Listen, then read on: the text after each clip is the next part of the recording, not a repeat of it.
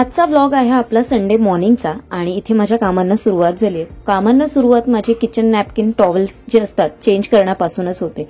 काल ते यूज झालेले, पण काल थोडा कंटाळा केला आणि काल थोडा आळसच केला कामांचा, जसं तुम्हाला कालच्या व्हिडिओमध्ये दिसलं असेल.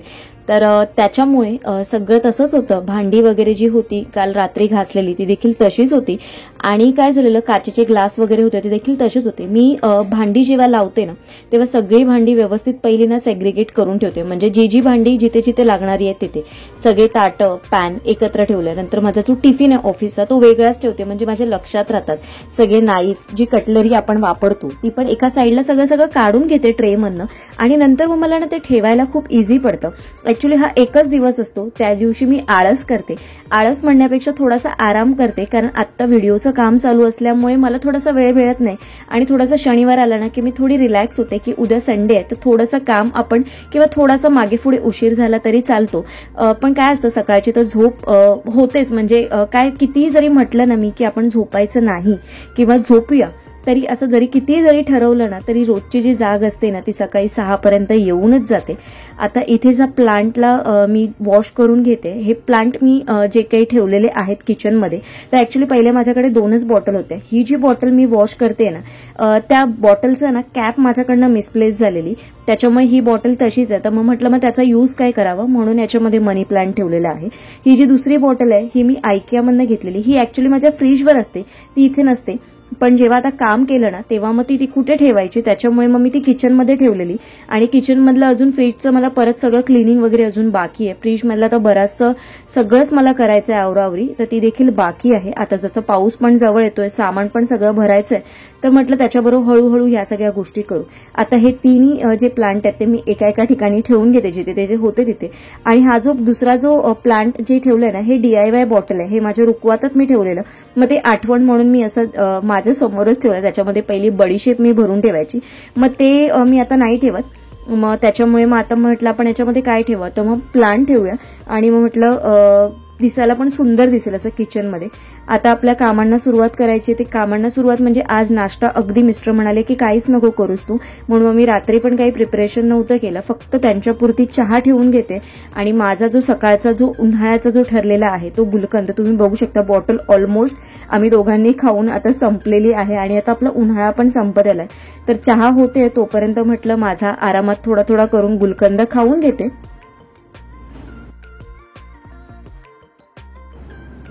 सर सचिन, तू जातोयस बाजारात? हो, आता चाललोय मी. बघूया आता काय भेटतंय. मच्छी खायची आहे. मी विचार करत होते की भेंड्याचं सार करते. ठीक आहे, तुला मच्छी काही खायची आहे तर मग काहीतरी फ्राय साठी घेऊन ये. भेंड्याचं मी सार करणार आहे आज. खोबरं मी किसून घेतलंय आणि मिरची ना ऍक्च्युली संपत आली आहे. सामान भरायचं पण आहे आपल्याला, आता 1 तारीख आली आहे. लवकरच भरूया. तर भरूया, कारण हे पण सगळं संपलंय या सगळ्या गोष्टी. तर भेंडीच्या साराला लागणाऱ्या आपल्याला सुकी मिरची, जी लाल मिरची असते ती मी फ्रीजमध्ये स्टोअर करते. फ्रीजमध्ये व्यवस्थित राहते, तर ती थोडीशी ना आता थंड पाण्यात म्हणजे आपल्या साध्या पाण्यात भिजत घालते. आणि जेव्हा जसं आपण हे सार करतो ना भेंड्याचं, तशी लाल मिरची टाकली ना तर त्याची टेस्ट खरंच खूप सुंदर लागते आणि अगदी मच्छीच्या सारासारखंच लागतं टेस्टला. तर ते थोडंसं 5-6 मी काढून ठेवलं आणि पाण्यात आता भिजत घालते. एका साईडला खोबरं पण किसून घेतलंय आज, कारण सॅटर्डे संडेलाच खोबरं किसून घेते. जास्त नाही, छोटासाच नारळ आणलेला आणि तो किसून घेतलाय.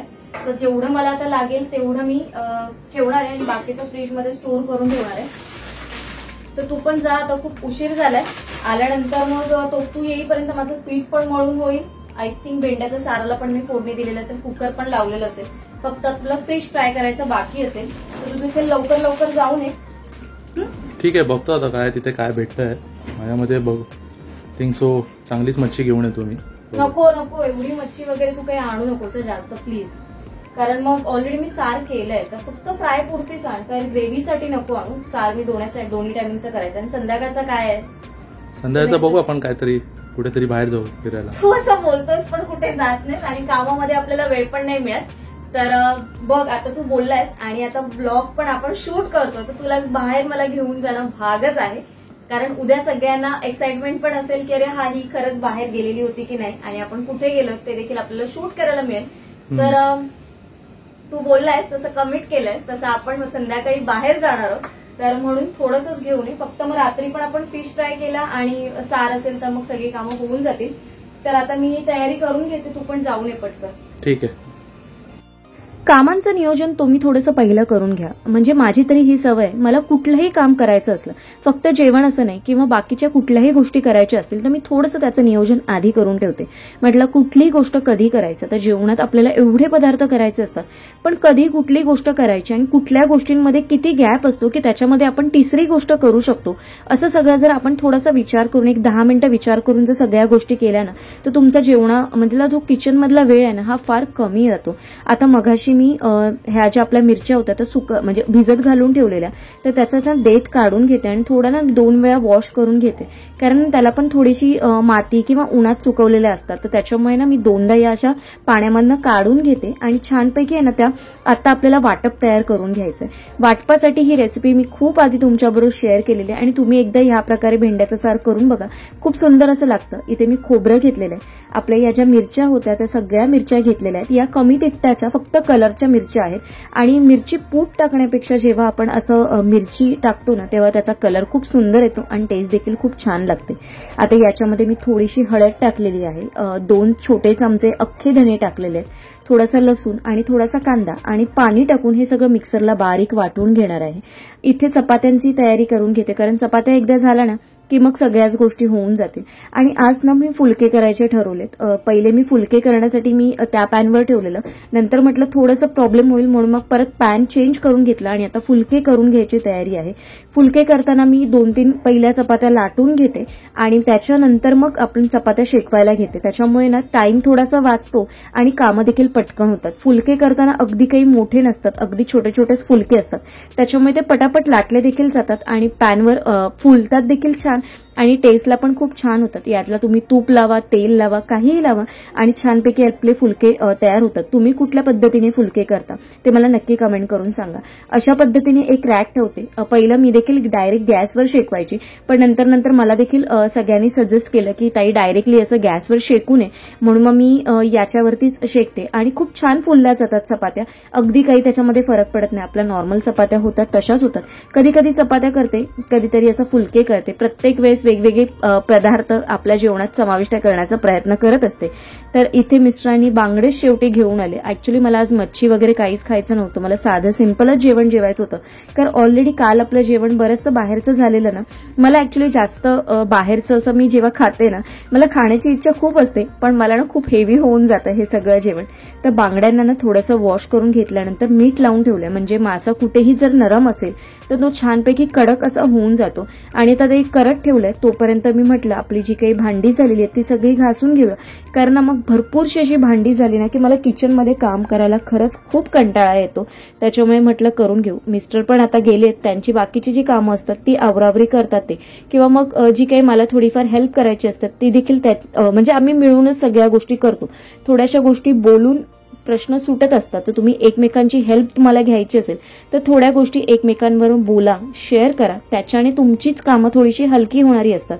त्याच्यामुळे मी आणि आम्ही दोघेही बोलून कम्युनिकेशन साधूनच आम्ही सगळ्या गोष्टी करत असतो. त्याच्यामुळे माझं काम थोडंसं पटकन असं होतं आणि मला माझ्या कामात खूप मदत देखील होते. इथे फोडणीसाठी बोलता बोलता लसूण घेतलं. यावेळेस पण बरीचशी कामं बाकी आहे. लसूण पण मी काल जेवढा पाहिजे होता तेवढाच सोलला, आज पण जेवढा पाहिजे तेवढाच सोलेल.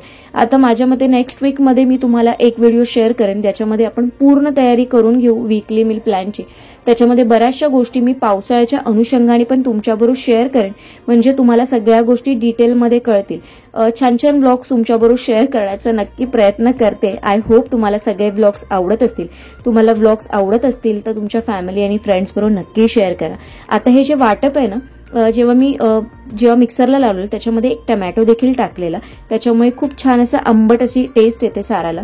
इथे फोडणीसाठी मी लसूण, कढीपत्ता, कांदा आणि थोडीशी मोहरी टाकायची होती, पण मोहरी ना माझ्याकडे काढलेली नव्हती, म्हणजे मसाल्याचा डब्बा रिफिल केलेला नव्हता, तो आता दुपारी करून घेईल.